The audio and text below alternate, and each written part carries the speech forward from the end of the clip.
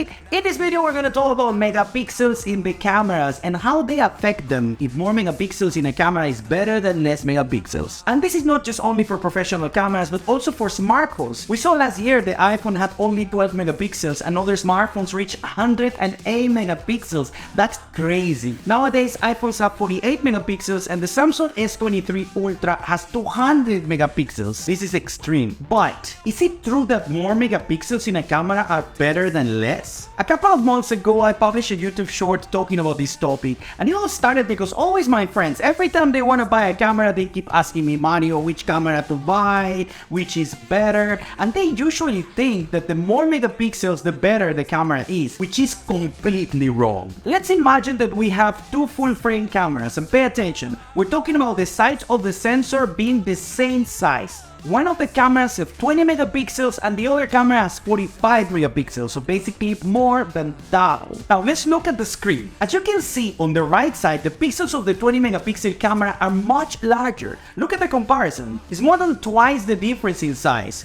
which means that the camera with less megapixels captures more light, and therefore the resolution of the image will be better, sharper. Not only that, cameras with fewer megapixels are much better for low light photos and videos. They have the largest pixels and therefore capture more light, so night photos will be much better. Also, because of the size of the pixels, these cameras give much less noise. But now, why then buy a camera with more megapixels? One thing I've heard is that higher megapixel cameras are a bit better in autofocus, which I personally haven't seen. I tried cameras with different number of megapixels and haven't really seen a difference. But what is good in cameras with more megapixels is that it allows you to print bigger pictures. And I'm not talking about the weight of the file, but the size of the image. And that is without losing the resolution. A benefit of this is that you can actually choose part of the photos and crop it without fear of pixelation or loss of resolution. But is that really what you need? From my side, I use two cameras now. My second camera is a Lumix G85, which is an amazing camera to start in the world of videography